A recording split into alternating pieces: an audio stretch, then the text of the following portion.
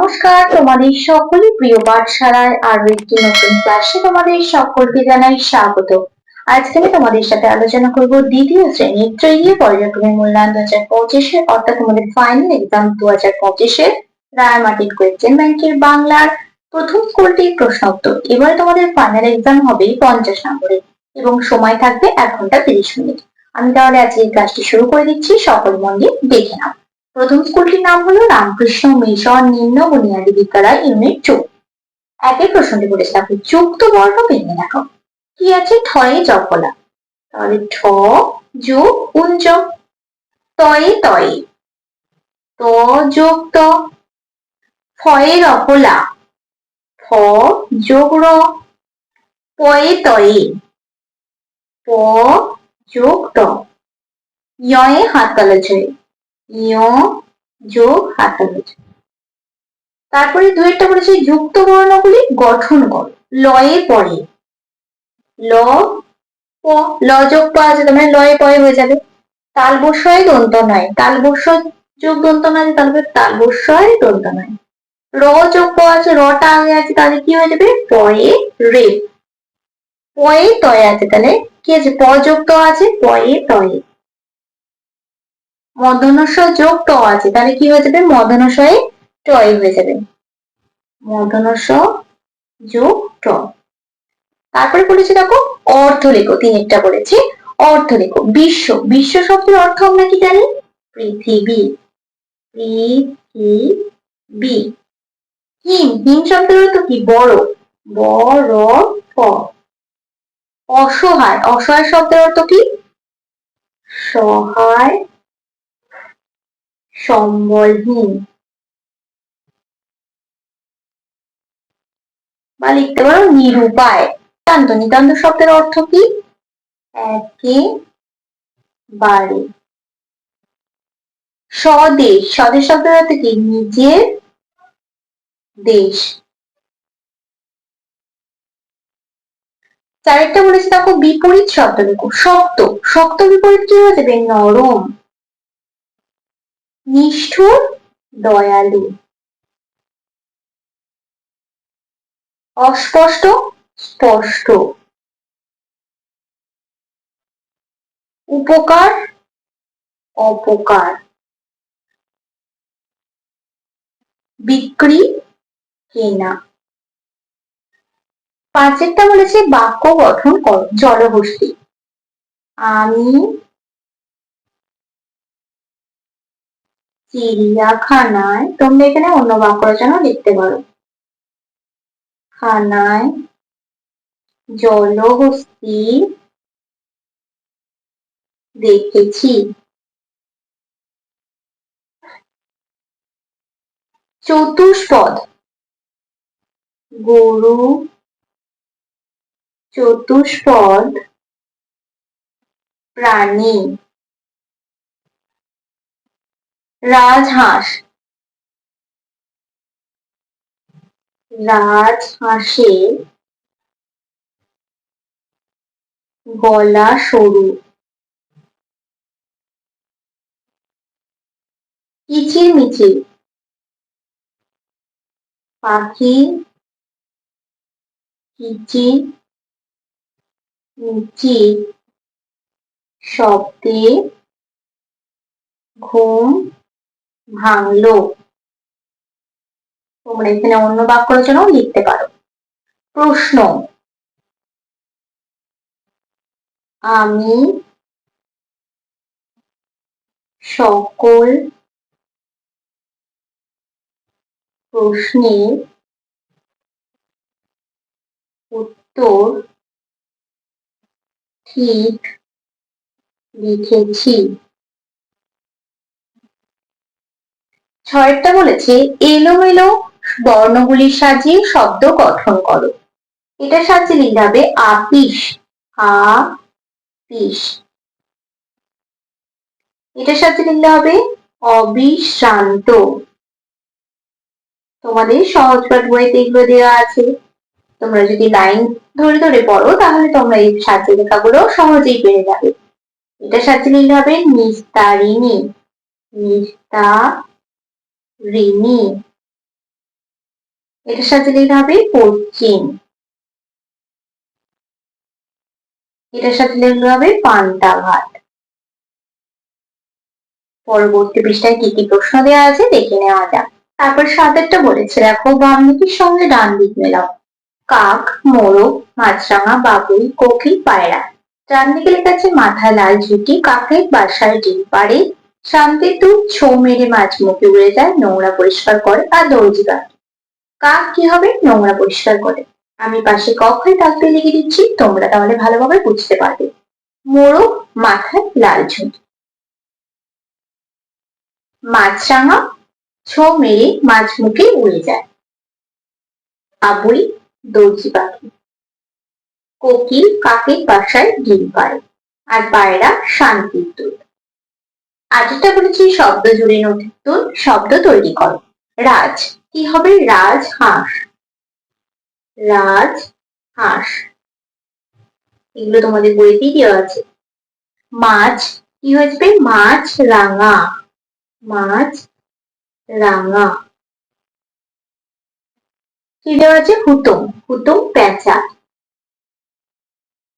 হুতুম পেঁচা। নীল, নীলকণ্ঠ। কাঠ, কাঠ ঠোকরা।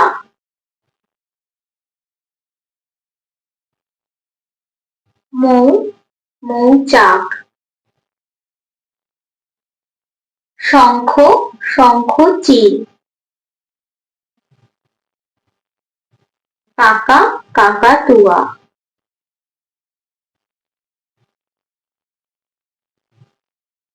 ৯টা বলেছে নিচের শব্দগুলির উপযুক্ত প্রতিশব্দ ঝুড়ি থেকে খুঁজে নিয়ে লেখো। দীপ্তি, পুষ্প, রৌদ্র, স্বর্ণ। রৌদ্র কি হয়ে যাবে? রৌদ্র, রৌদ্র। সোনা, স্বর্ণ। রোশনাই, দীপ্তি। ১০এর প্রশ্নটি বলেছে নিচের প্রশ্নগুলির উত্তর দাও। ঊর্ধ্ব মণ্ডল জাতিটি কি? ঊর্ধ্ব মণ্ডল জাতিটি স্বর্গ। ঊর্ধ্ব মণ্ডল জাতিতে সদগোপ। ঊর্ধ্ব মণ্ডলের মেয়ের নাম কি? নিস্তারিণী। ঊর্ধ্ব মণ্ডলের মেয়ের নাম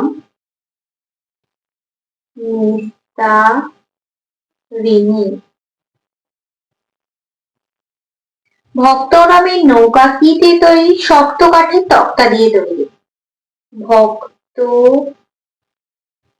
রামের নৌকা শক্ত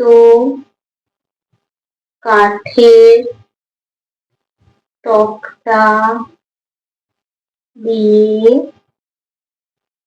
তৈরি। তিলপনি খালের ধারে যখন পালকি এলো তখন রাত্রি কটা বাজে? তখন রাত্রি 10টা বাজে। তিলপনি খালের ধারে যখন পালকি এলো তখন রাত্রি 10টা বাজে। 3টে শালিক কোথায় ঝগড়া করে? রান্নাঘরের চালে। 3টে শালিক রান্না ঘরের চালে ঝগড়া করে। ছোটবেলার নরেন বড় হয়ে কি নামে পরিচিত হলেন? ছোটবেলার নরেন বড় হয়ে স্বামী বিবেকানন্দ নামে পরিচিত হলেন। এখানে লিখে দিচ্ছি ছোট বেলার নরেন বড় হয়ে স্বামী বিবেকানন্দ নামে পরিচিত হলেন। নরেনের মা নরেনকে কি বলেছিলেন?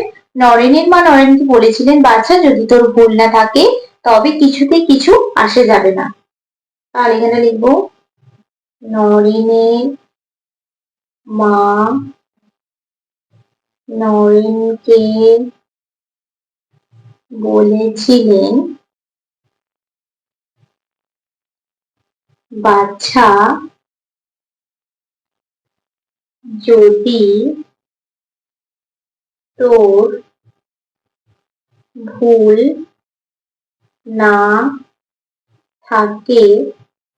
তোর ভুল না থাকে তবে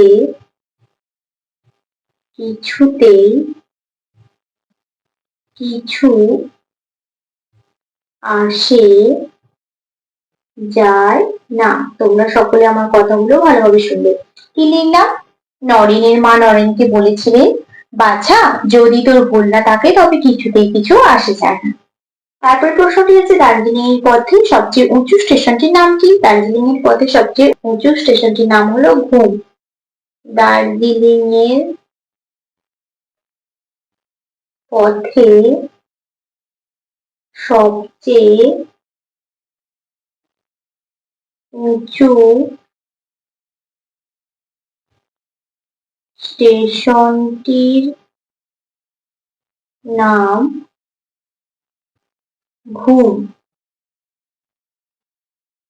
বুনো জানোয়ার কোথা থেকে জল খায়? বুনো জানোয়ার নদী বা পুকুর থেকে জল খায়। বুনো জানোয়ার নদী বা পুকুর থেকে জল খায়। বাবার সঙ্গে হেঁটে কলকাতায় আসছে ছেলেটি। বাবা ও ছেলের পরিচয় দাও। বাবা হলেন বাবা ঠাকুরদাস বন্দ্যোপাধ্যায়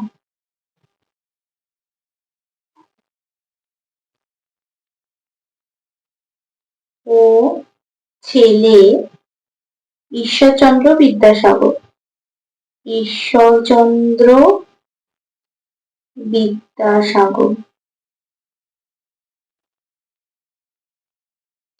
পরবর্তী পৃষ্ঠায় কি কি প্রশ্ন দেওয়া আছে দেখে নেওয়া যাক।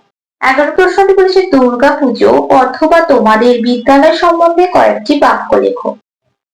দুর্গা পুজো বাঙালির 12 মাসে 13 পার্বণ, কিন্তু সব সেরা পার্বণটি হলো দুর্গাপূজা। অবশ্য দুর্গাপুজো গোটা দেশেই হয়। শরৎকালে এই পুজো হয় বলে একে শারদোৎসব বলে। আগে বসন্তকালে দুর্গাপুজো হতো, এখন সেই পুজোকে আমরা বলি বাসন্তী পুজো। শরৎকালে দুর্গাপুজো প্রথম করেছিলেন রামচন্দ্র। রাবণকে বধ করে সীতাকে উদ্ধারের জন্য রামচন্দ্রকে এই অকাল বোধন করতে হয়েছিল। সেই থেকে আশ্বিন মাস নাগাদ দুর্গাপূজা হয়। শুক্লপক্ষের ষষ্ঠীর দিন দেবী দুর্গার বোধন হয়। ওই দিন তিনি সন্তানদের নিয়ে কৈলাস থেকে মর্তে আসেন। তার ডান দিকে থাকেন পেঁচার উপর বসে লক্ষ্মী দেবী, লক্ষ্মী দেবীর ডান দিকে থাকেন ইঁদুরের উপর বসে গণেশ। মা দুর্গার বাঁ পাশে হাঁসের উপর বসে থাকেন দেবী সরস্বতী, দেবী সরস্বতীর বাঁ পাশে ময়ূরের উপর বসে থাকেন কার্তিক। দুর্গা ঠাকুরের পায়ের নিচে ত্রিশূল বিদ্ধ মহিষাসুর। মা দুর্গার বাহন সিংহ এবং তার 10 হাতে থাকে 10 রকমের অস্ত্র। এই সমস্ত প্রতিমা তৈরি হয় মাটি খড় রং দিয়ে। ষষ্ঠীতে বোধন হওয়ার পর সপ্তমী, অষ্টমী ও নবমীতে মা দুর্গার পূজা হয়। তারপর দশমীর দিন হয় মূর্তিগুলির বিসর্জন। এই বিসর্জনের মধ্য দিয়ে দেবী দুর্গা আবার সন্তানদের নিয়ে ফিরে যান কৈলাসে। বিসর্জনের পর চলে বিজয়া, শুভেচ্ছা বিনিময়, মিষ্টি বিতরণ, কোলাকুলি এইসব। দুর্গাপূজা উপলক্ষে ছোটদের মধ্যে সাড়া পড়ে যায়, কার কত জামা হলো, কে কত ঠাকুর দেখলো, কোন প্যান্ডেল কার বেশি ভালো লেগেছে, কে কি খেলো, এইসব নিয়ে বন্ধুদের সঙ্গে চলে আলোচনা। অনেকে আবার পুজোর সময় বাবা মায়ের সঙ্গে আত্মীয় স্বজনের বাড়ি কিংবা অন্য কোথাও বেড়াতে চলে যায়। তবে ঠাকুরের বিসর্জনের পর বড়দের মতো ছোটদের চোখ জলে ভরে যায়। সবাই একযোগে মা দুর্গার কাছে প্রার্থনা জানায় যে তিনি যেন সামনের বছর আবার আসেন। আজকের ক্লাসটি তাহলে আমি এখানে শেষ করছি। খুব তাড়াতাড়ি আরো একটি নতুন ক্লাস নিয়ে হাজির হবো তোমাদের সামনে। যদি তোমাদের আজকের ক্লাসটি ভালো লেগে থাকে তাহলে অবশ্যই লাইক করে দিও এবং বন্ধুদের সাথে শেয়ার করতে কিন্তু একদমই ভুলো না। যদি আমার ক্লাসে প্রথম হয়ে থাকো তাহলে অবশ্যই আমার চ্যানেলটিকে সাবস্ক্রাইব করে পাশে থাকা বেল আইকনটি প্রেস করে অল নোটিফিকেশন অন করে দিও, যাতে সকল ভিডিও আপলোড করার সাথে সাথে তোমাদের কাছে তার নোটিফিকেশন পৌঁছে যায়। সকলে সুস্থ থাকবে, স্বাভাবিক থাকবে, সকলকে অসংখ্য ধন্যবাদ জানাই।